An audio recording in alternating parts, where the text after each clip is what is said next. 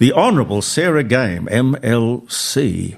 Welcome to the table. Thanks so much. Nice of you to come by. Very nice of you to invite me. I like the way some of my guests look around and they've got this kind of amused cross between shock and astonishment. A radio station on a dining room table is unusual. It is. It's a beautiful, but you have a lovely street and a beautiful home, and it's a beautiful room. And I met a beautiful dog. I don't know if that was yours. Oh no, that belongs to Pete, and it is a very special dog. It's a cattle dog. Sheepdog. Sheepdog. No. Border collie. Border collie. She looked at border collie. Oh, she's yours, Pete. Right. Yeah, she rounds up everything. Yes. She was rounding me up. Yeah, children, birds, anything. Yes. Oh, no, not birds. Oh, dear. I was listening to Pauline Hanson in Canberra the other day, and I've got enormous respect for her. I've known her for years and years and years, and I thought to myself, she must have the patience of Job.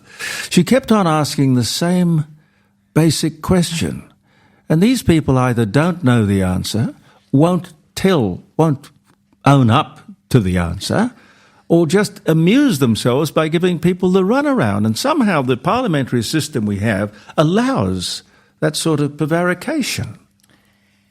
You're right. I mean, for me, I used to work as a veterinarian, so I wasn't so familiar with the inner workings of Parliament until I took this job about 18 months ago. And I misguidedly thought suddenly that I would have access to all these really important people who knew all these really important things, and I'd be able to get to the bottom of some really important matters. Good luck with that.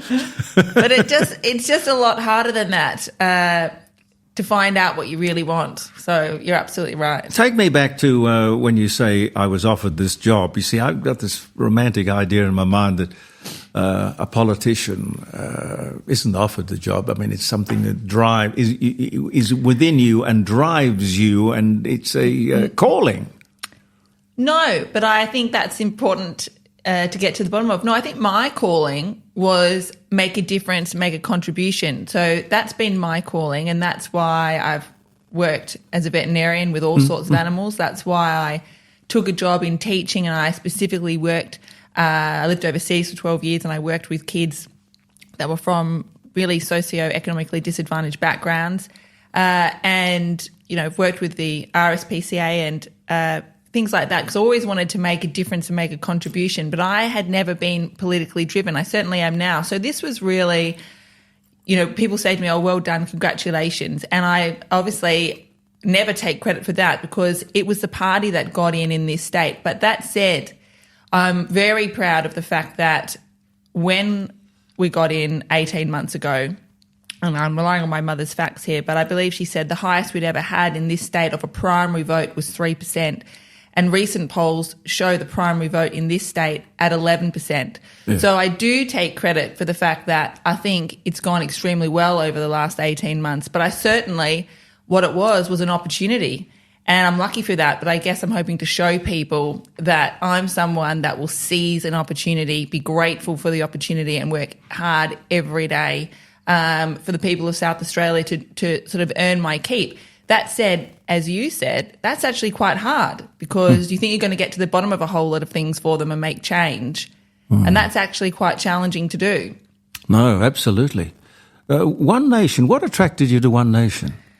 Well, I've become more and more attracted to One Nation since I did it. Obviously, my mother was involved with it, and I think it's the same thing that attracts other people to One Nation. I think people like Pauline, the fact that she's actually a hardworking, resilient person she is as she seems, and the willingness to be brave. That said, I don't know that I felt that brave when I first took the job. I'd always been a really private person, and the idea, I have way more respect for Pauline now, because it's difficult being brave in the public arena, but you feel, I think, a sense of responsibility once you're there. People are doing it really tough. I mean, people say to me, wow, it must have been hard for you the last 18 months. And I always think, well, any politician really that complains, I think, isn't got a good perspective on what it's like for people, because, we are paid well, we have secure employment, And for that, I'm very grateful. So it's not difficult. The only thing that's difficult about it is feeling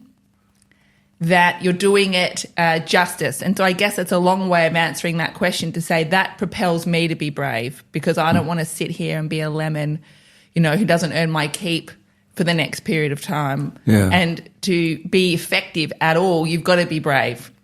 I don't know what drives it. My idealistic sense is that, common sense would drive politics. If somebody came up with a really good idea and just happened to be sitting on the opposite side of the house, I would say, well, gee, that's a great idea. Why don't we do that? Oh, no, you can't do that. No, and there are factions and there are all sorts of things going on. There are plots and subplots. I don't think anything goes by merit. I mean, that was an interesting learning lesson for me, because in the veterinary world, it's all about collaboration. And someone might have a better idea than you. Someone knows better how to treat that. You're seeking help and assistance. You work together and you're trying to do the right thing. It was very naive of me, but I expected as well, when I ended up in this privileged position, that if I had an idea or a good idea, that people would be interested in that. But that's just not how it works. It only works if they need you. If they need you, they'll listen to you. Otherwise, they won't. And so that's been good for me, because I need you. You mean we need your vote. You're relevant to us. Yes, we can't get this through. Otherwise, your perspective on that bill is they come irrelevant. They come around courting, do they?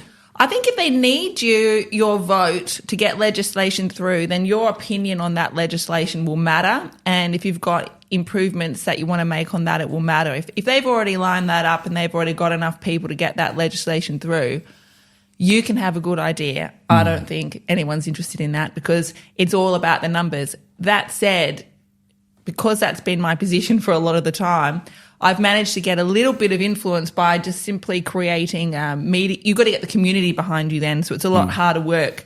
But I think if you can get the community behind you about a particular idea, if you can get on the media, it has a role to play in that, and you can start creating public pressure on a particular issue, which is difficult, because I'm one person with 2 staff. But if you can generate all that, then you might be able to have a little bit of sway. But I don't think it's based simply on coming to the table, listening to people's ideas, and acting on merit, which was a shock to me. Probably not a shock to others, but I've learnt that first couple of weeks in. So I've been going with that for most of the time. But you have to sit there and be, they might try to persuade you. I won't say seduce you, but they'll try and persuade you. And you have to be strong if you don't actually believe in what these guys are putting on the table. Yeah. I don't find that hard, because for me, you've got to act with integrity in what you really believe in. And I think I don't find that bit difficult. More difficult for me is, I've got 3 children, 8, 7 and 5, and I don't want them embarrassed of anything that I do. And so for me, I just want to feel good about what I do. And I want them to feel good about what I do. So I'm not easily pressured. I don't find that difficult. How do you juggle the 3 children and the very demanding job and the hours, of course, that you are asked to work?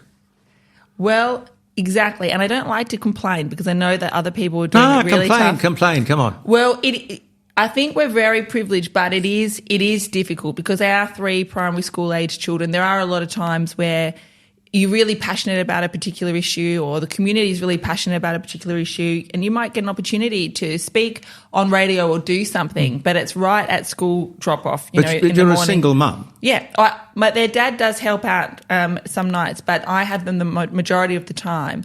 And so on those days, which is most of the days, I just can't take that radio opportunity or that television opportunity that might happen. No. And then you feel bad for the community, really, because you're meant to be out there advocating. But I do my best, and usually it works. But when it doesn't work, it's a disaster.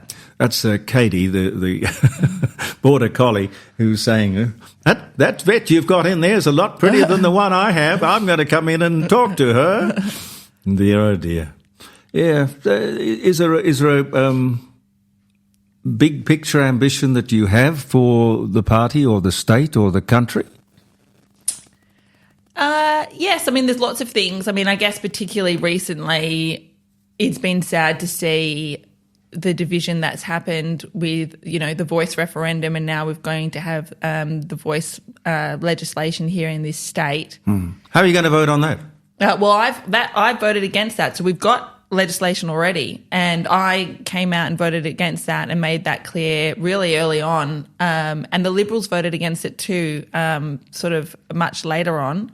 But there's nothing really we can do about that right now. I mean, they've got the numbers to keep that legislation going. I actually introduced a bill recently to repeal the state voice. Yeah. But I wouldn't call it to a vote at the moment because we simply don't have the numbers. So, but I think that kind of, when you say what's the vision is for more unity.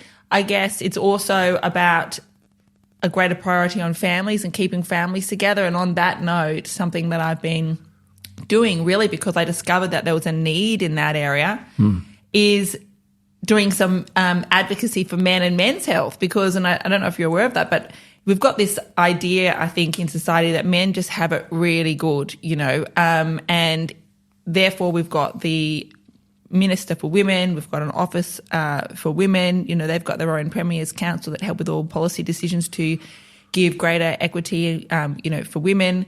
And really, men just have it really good. Yet when you look at the facts, men, in my opinion, they don't have it that great. I mean, they die earlier than women. They have less years of healthy life than women. They take their life more often than women. You can be sexist as long as you are denigrating men.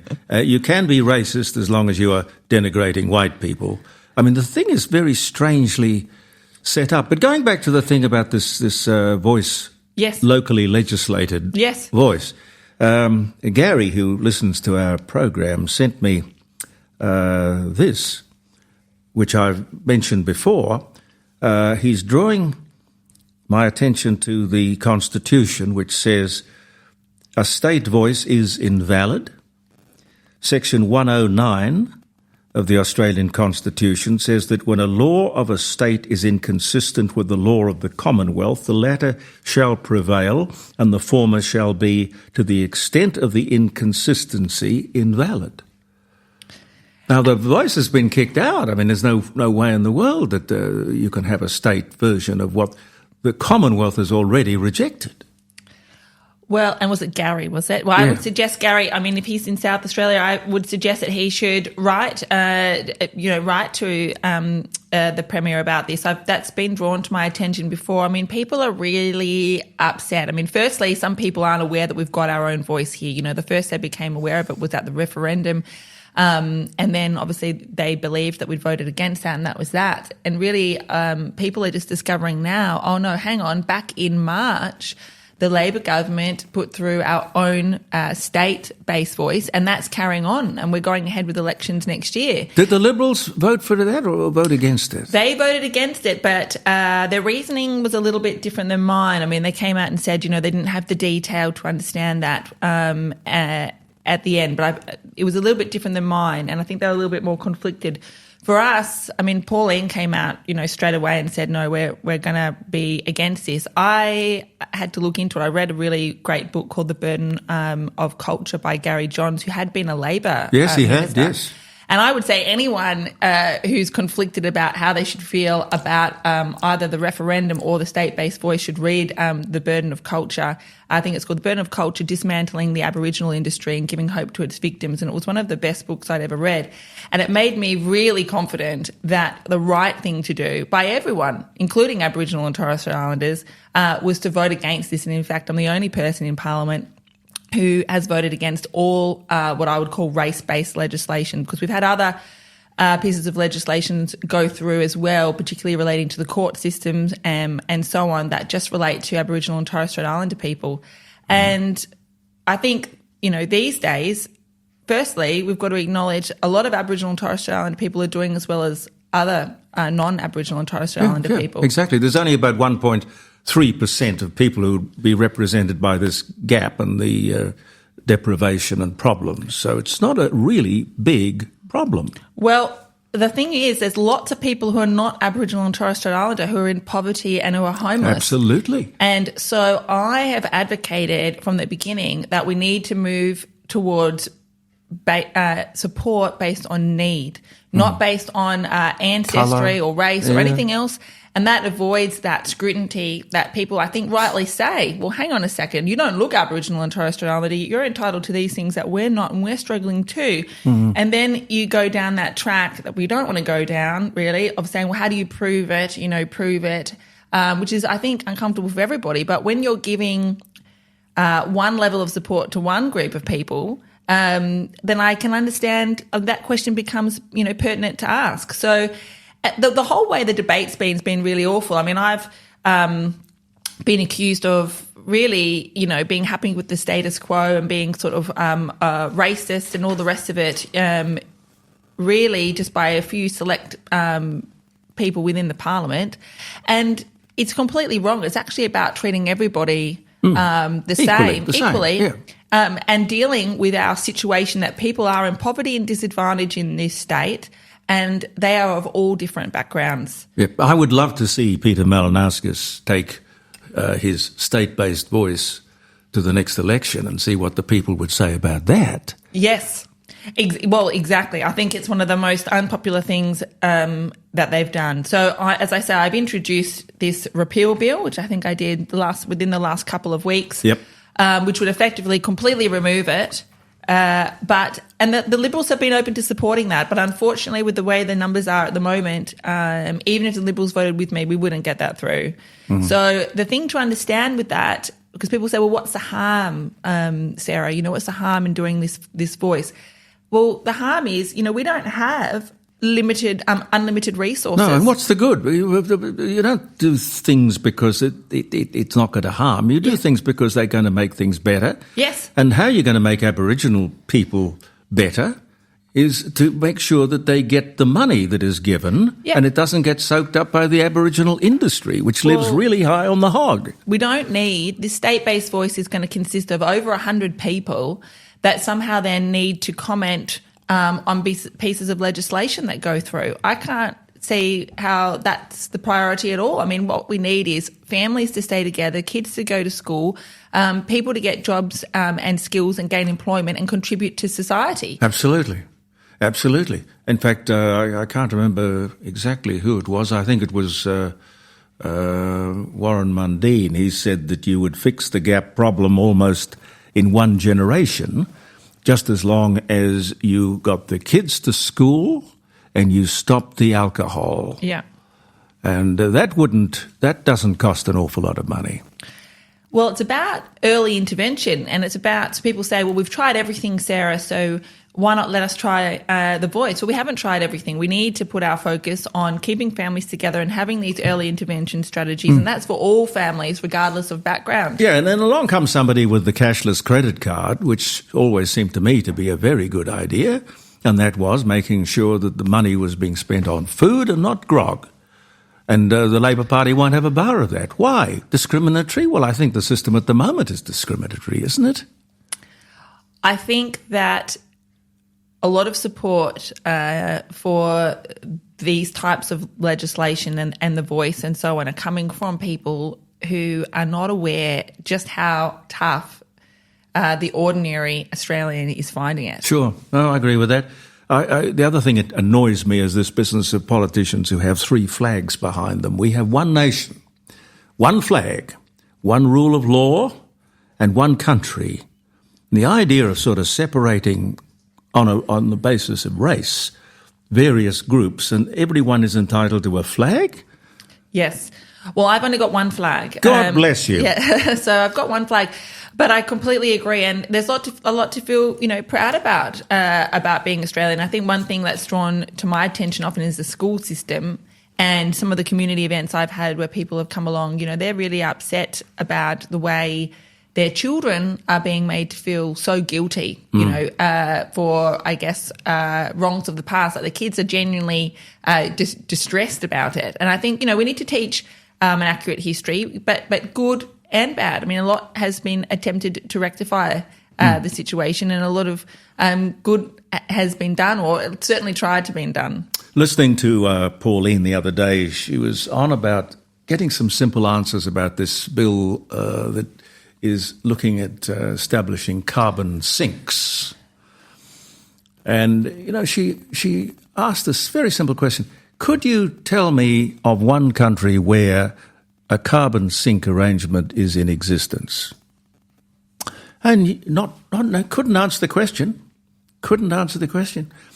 And she asked, what is this obsession with carbon? Carbon is absolutely vital. Carbon dioxide is essential to life. Carbon dioxide accounts for, I think she said it was 4% of the atmosphere. And the other side, the Labor Party, you could hear she was very cleverly manoeuvring them into a situation where she was describing with the perspective of this thing that we are devoting so much attention and time and money and climate change. It's a clarion call. Everybody talks about it, but when you start to think about carbon dioxide, 4% of the atmosphere, what is the deal? What is the problem they're trying to fix? Well, especially, regardless of which side you're on there, really, with climate change, you can't. It makes no sense to have, one rule or one approach going on in Australia, but quite happy, Yeah. It's almost like the coal that we pass off to China and India is being burnt in some other atmosphere. Exactly. So they get the benefit. We admittedly, we get the money, I suppose. Yes. But we're not allowed to have the cheap electricity that such resources would provide us with. Exactly. It just makes no sense, regardless but why of don't which we all side you sit stand on. up? Why don't we all stand up and say, the emperor doesn't have any clothes on? Yes. Well, you're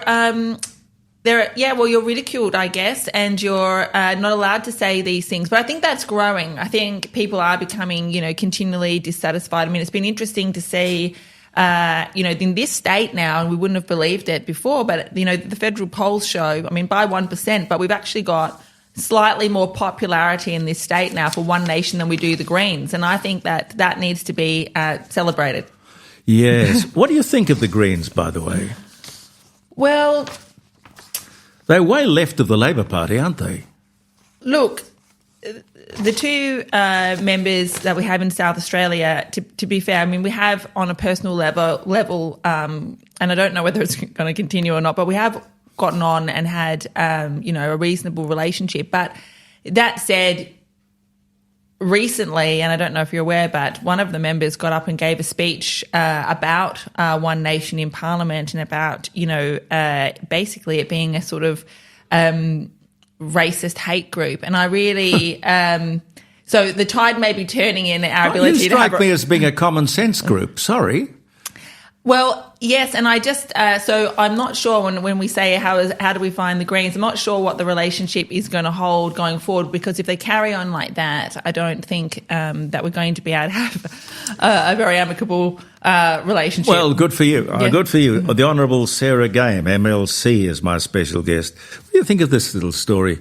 A pristine lizard rock bushland with ancient indigenous art faces being bulldozed so that 450 risky homes to be built by the local Aboriginal Land Council can be constructed. So how would you, ancient indigenous art, you'd have thought it would be a sacred site, wouldn't you? You would. But the Aboriginal Land Council is quite happy to bulldoze the whole bloody thing to build what is described here as 450 risky homes. The Aboriginal Land Council wants to build 450 homes on bushland. Locals oppose it, but fear they'll be branded racist if they speak out. See, these people are bullies, aren't they? Well, I think the important point that's coming to my mind when you read that out is simply how difficult it's going to be once we get our state-based voice of over 100 people, and how they're all going to come together and take a singular position. Well, they might take a singular position, but with sort of the Aboriginal world being basically 400 different tribes, sometimes very different languages as well, they really do disagree with each other. In fact, I think it is in Aboriginal law that not one particular group or mob or tribe is allowed to speak for another. So you've got a recipe for argument. Well, exactly, because this state-based voice will be allowed to come and make representations to Parliament, although they don't have to, which I always found interesting because we're establishing this big bureaucratic arm, really, and that arm can be asked to come to Parliament and they can be asked to make reports, but they're under no obligation to.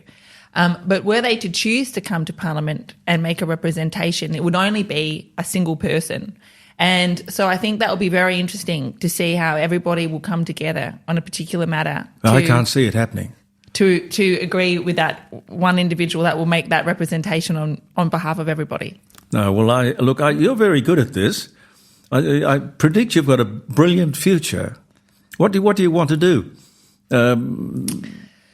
It's the same. Look, it's right back to that beginning of our conversation. I just want to make a difference and make a good contribution. I mean, some areas that I've taken an interest in, I guess, are not, typical for One Nation. I mean, I've done a lot of work with children and children's groups, and one of the areas that I am passionate about at the moment, because I've gotten to know Chris McDermott, although I'm not a sports fan, I don't know anything about any sport, I'm afraid to say, as an Australian. So I met Chris McDermott at a charity for children's mental health, and he had started this little Heroes Foundation, which is for seriously ill children and their families with unmet needs. And one of the areas that he is focused on at the moment is children with childhood dementia, which I hadn't heard of, and I think a lot of people haven't heard of. But childhood dementia affects over 2,000 children in Australia, and I think 90 children die every year of it. It's always terminal. And there are cases of children, in their teenagehood who've been totally normal, happy, healthy children who then start to deteriorate and they stop being able to talk, walk or play until their body completely shuts down. And so when you ask, well, what do you want to do? I'm looking for every opportunity where I can negotiate or navigate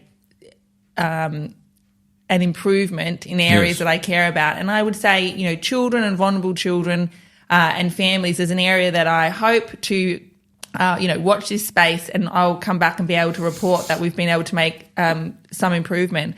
You need other members of your party to get into office, because you would be carrying the entire thing. I mean, you'd have to be either an expert or across so many different portfolios and subjects.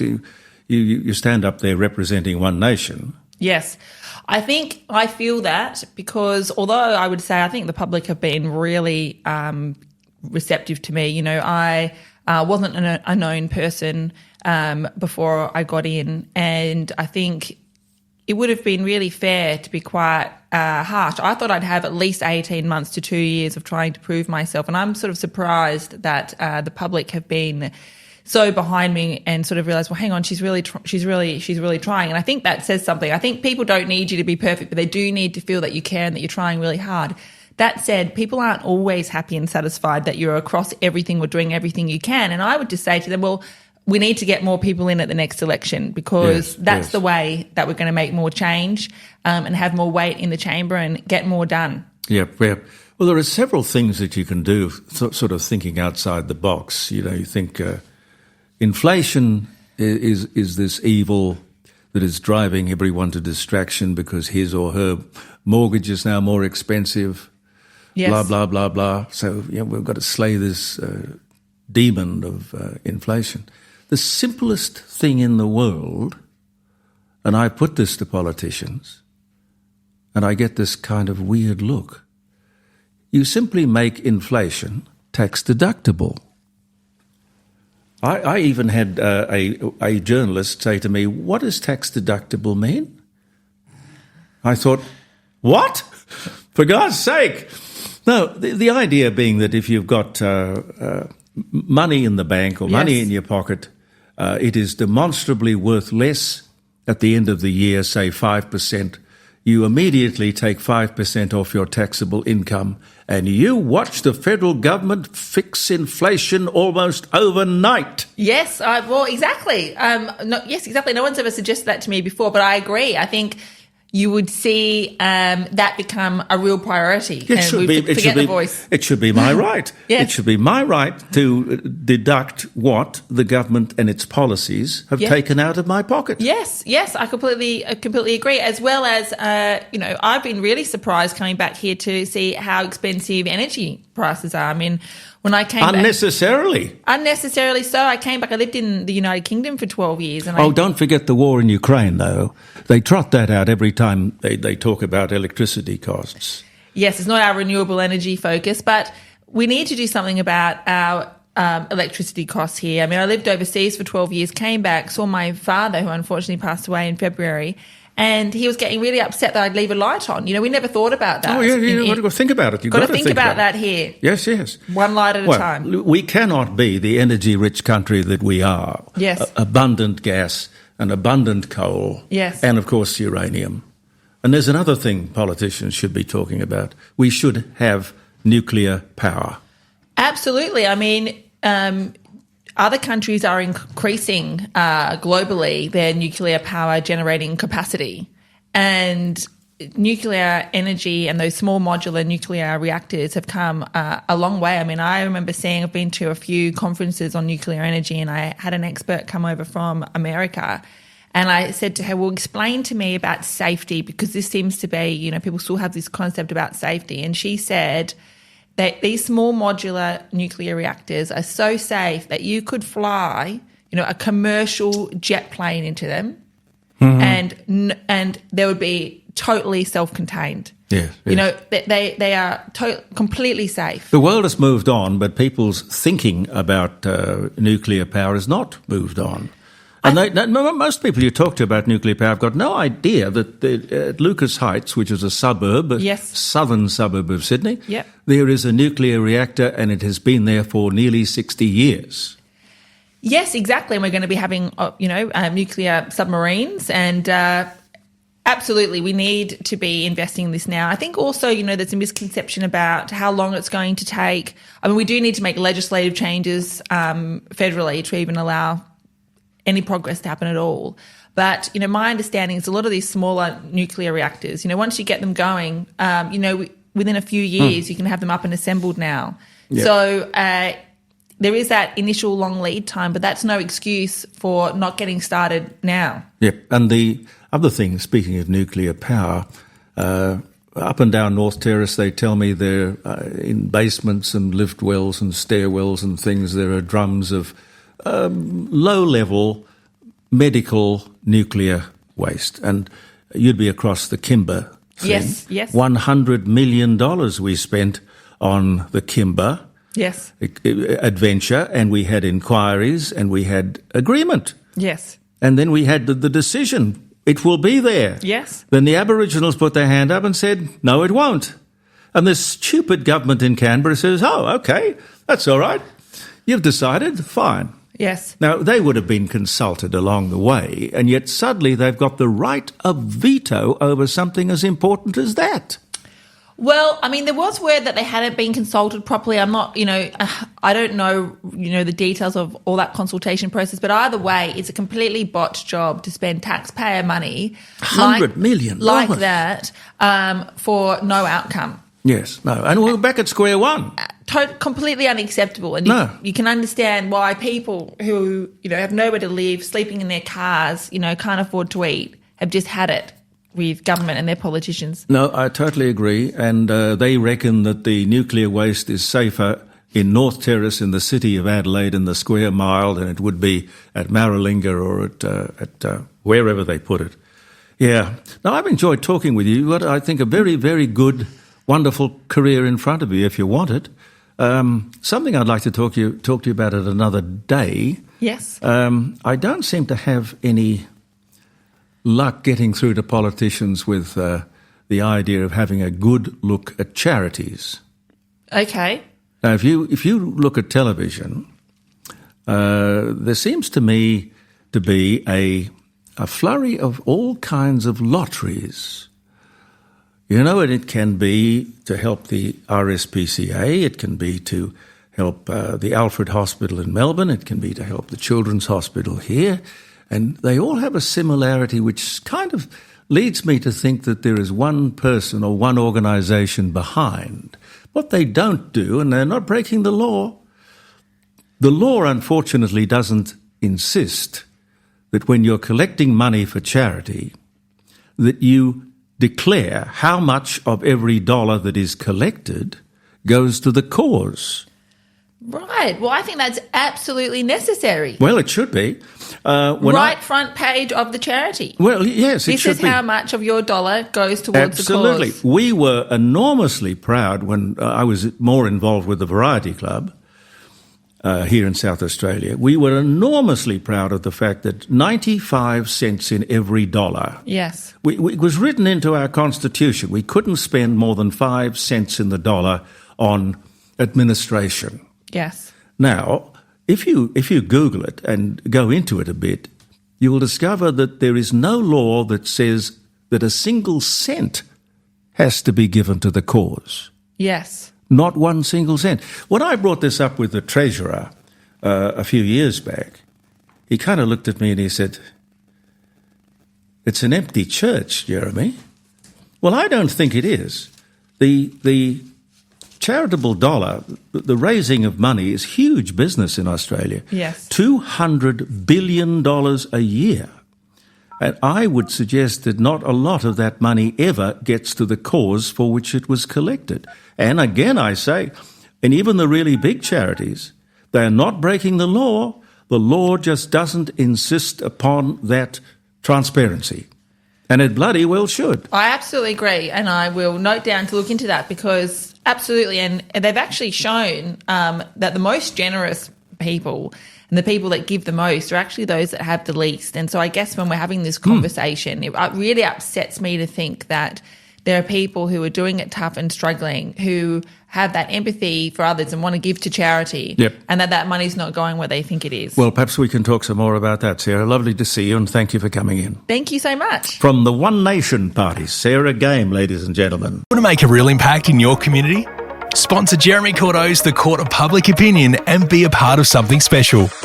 Connect with engaged listeners, showcase your brand, and support informed discussions. Yes. Oh, look, I've been loving watching it. It's a true breath of fresh air.